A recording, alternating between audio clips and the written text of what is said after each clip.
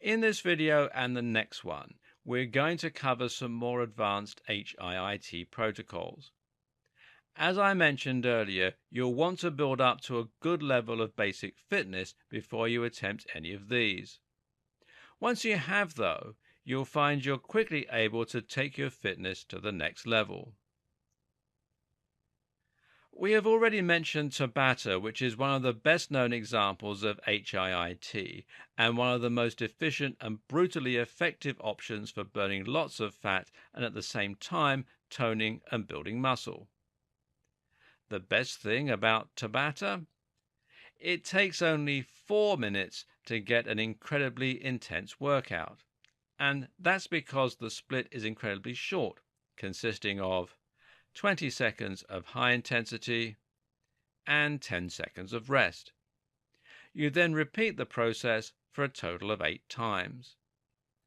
20 seconds might not sound like a long period of high intensity, but when you only have 10 seconds of rest between each burst, you'll find it becomes incredibly taxing and your body will be begging you to stop towards the end.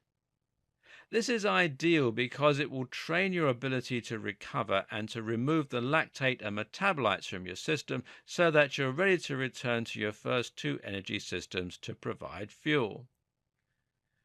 You can use Tabata for running, but actually it's arguably more popular when combined with other exercises such as those resistance cardio methods we discussed in the last video. Grab a 30-kilogram kettlebell and perform Tabata using that, and you'll be completely exhausted by the end and should be able to feel your heart racing in your chest.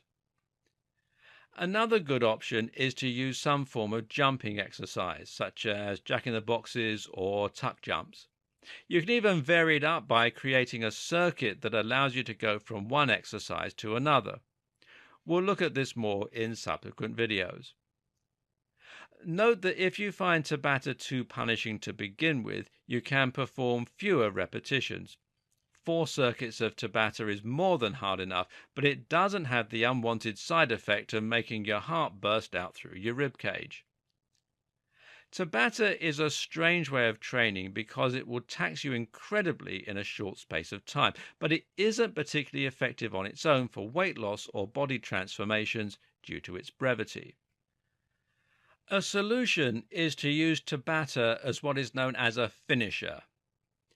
A finisher is a type of workout you do at the end of another workout. So if you have completed a weightlifting session or perhaps a session of regular steady-state cardio, you can incorporate Tabata at the end to finish off and thereby maximize your calorie burn for the rest of the day while depleting any and all remaining glycogen stores. Note as well that Tabata is unique from the HIIT workouts we've looked at so far, inasmuch as it has a real rest period rather than a period of lighter activity. You can swap this for active recovery if you prefer, and do that by holding plank, for example, or by jogging very lightly on the spot. A side note that applies to Tabata in particular, but also to all these HIIT workouts to a degree, is just how powerful this is for training your mental discipline. When you're absolutely exhausted, pushing yourself to the absolute limit again can be incredibly hard. This requires a lot of mental discipline and self-control, and that is actually one of the things that is most exciting and beneficial about HIIT in general. If you can complete a punishing round of Tabata, well, you can complete anything. Finding Tabata too easy? Want more of a challenge? What's wrong with you? Okay, as it happens though, if you're that sadistic, I do happen to have something even worse up my sleeve, and this is also a great choice if you're someone who is interested in building muscle and creating a really ripped physique. Say hello to cardio acceleration. Essentially, cardio acceleration is a perversion of HIIT and resistance training that combines a full gym workout with a cardio workout. Normally, If you're working out in the gym in order to build muscle, you will do so by performing exercises as reps and sets. You perform a set of 6, 8, 10, or 12 exercises, and then you rest for a minute before going again. What you're doing in this case is building up metabolites in the muscle that stimulate growth, and you're creating microtears. The heavy weight means you're using your fastest twitch muscle fiber, which means you'll be relying on glycogen and ATP stored in the muscle. So you need to pause after performing those 10 reps in order to build up the strength to go again for the next round. The most common protocol for the gym is to perform 3 sets of 10 reps on each exercise.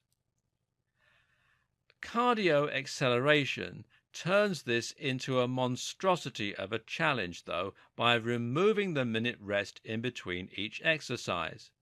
You're still going to give the muscle a rest, but you're no longer going to give your body a rest because you're going to perform some kind of cardio exercises such as tuck jumps, high knees, sprinting, step machine, skipping, etc. And you're going to do this with high intensity. What you'll also do is to target the muscles that you aren't using. So if you just performed bench press, then you won't use boxing as your cardio to pair it with, because that will train the pecs and shoulders again. Likewise, if you just did squats, you're not going to train with kettlebell swings or tuck jumps. Cardio acceleration works absolute wonders for your body because it allows you to get all the benefits of a weightlifting workout and all the benefits of a cardio workout rolled into one. That means you'll build muscle while at the same time burning fat. What's more, you'll be able to keep your heart rate high for your entire weightlifting routine. This means that you'll burn an incredible number of calories, and specifically several 100% more. Because you're training the upper body and the lower body intermittently, this also has the advantage of directing blood from the top to the bottom. In other words, you'll need plenty of oxygen and nutrients in your biceps for those curls, and then you'll need them in your legs for that sprinting. Thus, your heart is working even harder to send the blood up and down, and you'll burn even more calories. The hormonal response to this kind of training is also massive. There are downsides too, though, of course. The first is that cardio acceleration is absolutely horrendous to go through. This is a serious challenge and should only be attempted once you're very fit and very strong already. It's also something you probably won't want to do very regularly. The other downside is that you won't build as much muscle as you would do from a regular weightlifting workout. That's because you'll be depleting your strength and thus won't be able to perform your lifts with as much weight or as good a technique. If your aim is to become a massive bodybuilder type, then you should stay away from cardio acceleration. However, if your aim is to become a lean machine who would look incredible on the cover of a fitness magazine, then you should think about it. Just be ready for a real challenge. There are a couple of other advanced HIIT protocols that you might also want to try, and I'll talk about those in the next video.